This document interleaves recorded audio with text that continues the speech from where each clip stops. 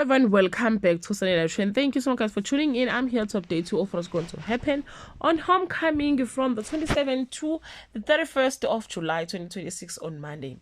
A school accident forces Metron to choose between saving the clinic or protecting her son. Meanwhile, Mamkwanyane declare war on the captain over the missing money on Tuesday.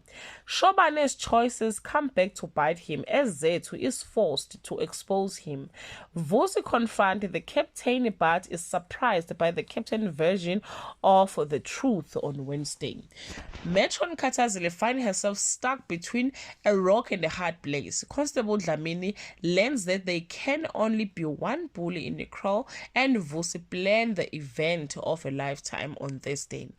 The carriers for everyone who did nothing to report Shobane's corruption are all on the line. However, the acting chairman lays down a challenge for Zethu. Constable Dlamini stand up to the captain while Vusi's party goes well until it doesn't on Friday.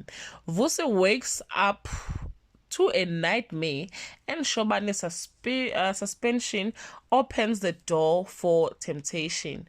Well guys, that's all I have for today. You can leave your comment below and share your opinion.